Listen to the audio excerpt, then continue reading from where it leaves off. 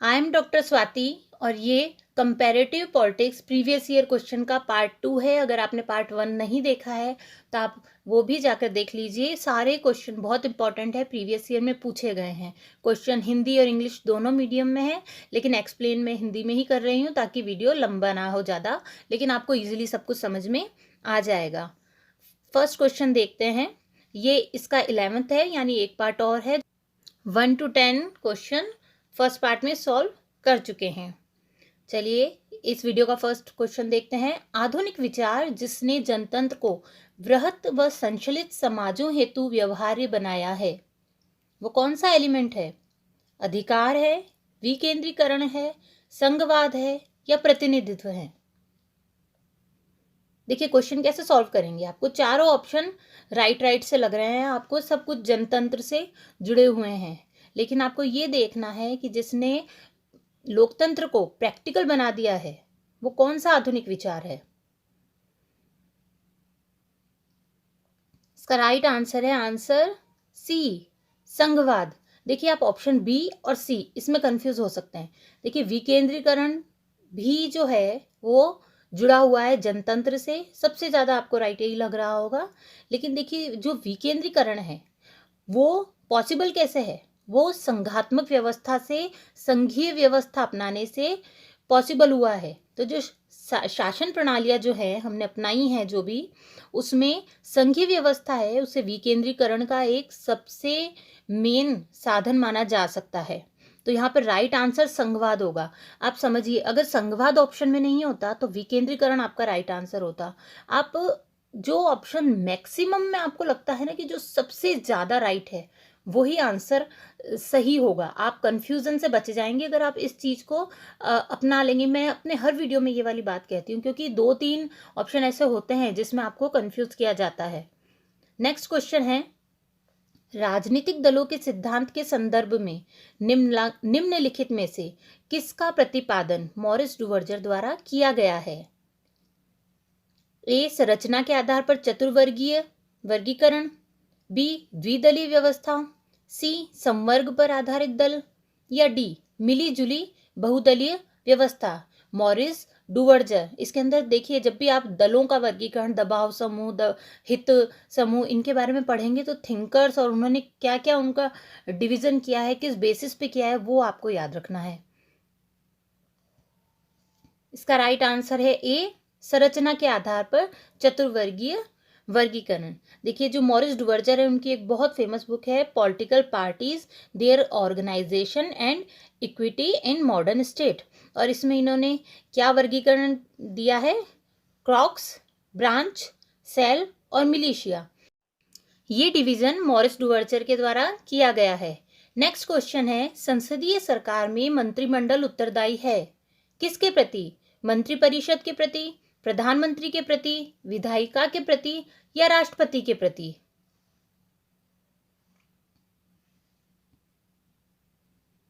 इसका right answer है answer C, विधायिका के प्रति।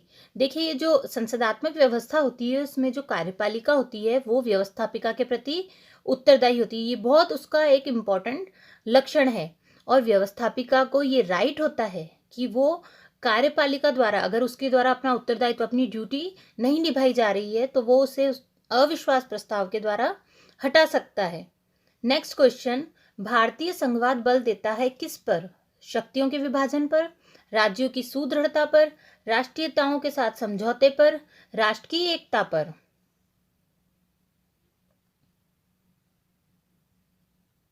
अच्छे से एक एक पॉइंट को समझ के आंसर लगाया करिए। इसका राइट आंसर हो जाएगा डी, राष्ट्र की एकता पर। ऐसा क्यों कह रहे हैं कि राष्ट्र की एकता पर बल दे रहा है? क्योंकि जो भारत में जो अवशिष्ट शक्तियां हैं वो संघ में है। अगर कोई विषय किसी सूची में नहीं है और उस पर अगर विधान बनाना है, उस पर नियम बनाना है, तो उसका जो राइट है वो केंद्र को दिया गया है, और केंद्र को ही प्रबल शक्ति मिली है नियम बनाने के लिए, विधान बनाने के लिए। इसलिए भारतीय जो संघवाद है राष्ट्र की एकता पर बल दे रहा है। नेक्स्ट क्वेश्चन है, निम्नलिखित में से कौन एक politics who gets what when and how नामक पुस्तक की लेखक हैं। बहुत इंपॉर्टेंट बुक है और बहुत इंपॉर्टेंट क्वेश्चन है। अलग अलग तरीके से फॉर्म होके ये क्वेश्चन पूछा जाता है। ए ईस्टन, बी आमंड, सी लासवेल या डी कैटलिन। किसने लिखी थी ये बुक? ये बुक शिकागो स्कूल से रिलेटेड है। एक हिंट है आपके लिए ये। इसका राइट आंसर है आंसर सी लॉसवेल। देखिए शिकागो स्कूल क्या है? ये जो शिकागो स्कूल है वो पॉलिटिकल साइंस की जो पॉलिटिक्स है इसकी जो परिभाषा है वो किस तरह से देता है, वो इसे शक्ति का अध्ययन, पावर के अध्ययन के रूप में मानते हैं। और लॉसवेल ने 1936 में who gets what when and how book लिखी थी।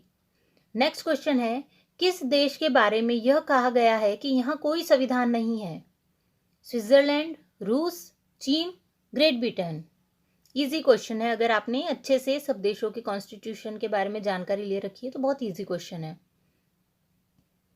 इसका राइट आंसर है आंसर डी ग्रेट ब्रिटेन।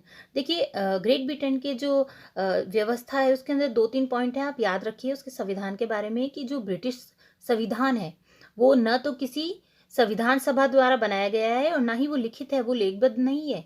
ये एक प्रोसेस का परिणाम है। एक प्रोसेस से, एक ऐतिहासिक विकास का जो क्रम था उससे इसके कॉन्स्टिट्यूशन का निर्माण हुआ है। और जो ब्रिटिश कॉन्स्टिट्यूशन है वो बहुत ही लचीला है और वहाँ पे संवैधानिक जो कानून होते हैं, रिटर्न कानून होते हैं और जो आधारभूत नियम होते हैं उनका अभाव है। नेक्स्ट क्वेश्चन है, आधुनिक दल व्यवस्था का उद्भव सर्वप्रथम हुआ कौन से देश में हुआ था? आधुनिक दल व्यवस्था का उद्भव यूएसए में, फ्रांस में, इंग्लैंड में या बेल्जियम में?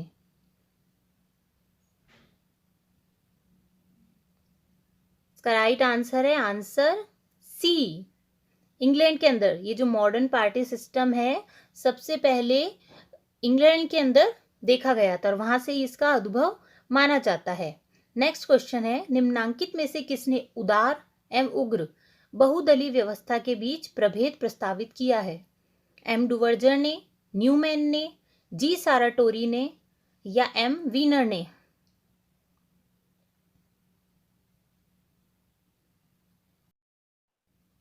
राइट आंसर है आंसर सी साराटोरी। देखिए थोड़े थोड़े हो सकता है आपने बुक में जिस फ्रेम में जो नेम लिखे गए हैं उनका जो डिवीजन लिखा गया है वो अलग हो, लेकिन आपको थोड़ा उनका ना अर्थ समझ के निकालना पड़ेगा। संसदीय सरकार में मंत्रिमंडलीय उत्तरदायित्व की आड़ में नौकरशाही पनपती है, ये किसका कथन है? रैमजे म्योर का, आइवर जेनिंग्स का, एच जे लास्की का या लॉर्ड हैलार्ड का? किसका कथन है कि संसदीय जो सरकार है उसमें मंत्रिमंडलीय उत्तरदायित्व की आड़ में ब्यूरोक्रेसी डेवलप हो रही है? इसका राइट आंसर है answer A Ramsay more. Ramsay more की जो सबसे फेमस बुक है वो है हाउ ब्रिटेन इज गवर्नड और इसके अंदर उन्होंने बताया है कि जो संसदीय सरकार है वो एक तरह से ब्यूरोक्रेसी को डेवलपमेंट में सहायता कर रही है, हेल्प कर रही है। और जो रैमजे म्योर है वो ब्रिटेन के पीएम रह चुके हैं। नेक्स्ट क्वेश्चन है, संयुक्त राज्य अमेरिका की संघीय व्यवस्था में किसी राज्य के अंतर्गत एक नए राज्य का निर्माण संभव है? क्वेश्चन को समझिएगा, किसी राज्य के अंतर्गत पूछ रहा है। ऑप्शन ए कांग्रेस के दोनों सदनों की स्वीकृति से, बी सीनेट की स्वीकृति से या सी कांग्रेस द्वारा संबंधित राज्यों की सहमति से या डी राष्ट्रपति द्वारा? इसका राइट आंसर हो जाएगा सी कांग्रेस द्वारा संबंधित राज्यों की सहमति से। देखिए जो अमेरिका का जो कॉन्स्टिट्यूशन है उसका जो आर्टिकल 4 है उसमें लिखा हुआ है कि जो कांग्रेस है वो नवीन राज्यों को संघ में एंट्री दे सकती है, लेकिन अगर कोई न्यू स्टेट है और वो किसी दूसरे स्टेट के क्षेत्राधिकार में स्थापित किया जाना है तो वो कांग्रेस नहीं कर सकती है। या फिर अगर कोई 2 या 2 से ज़्यादा स्टेट्स हैं और या उनके कोई पार्ट्स मिलाए जा रहे हैं तो ये भी कांग्रेस का क्षेत्राधिकार नहीं है। इसके लिए उन राज्यों की जो सीमाएं हैं उनमें अगर कुछ भी परिवर्तन किया जाना है तो ये राज्यों की सहमति से ही परिवर्तन किया जा सकता है।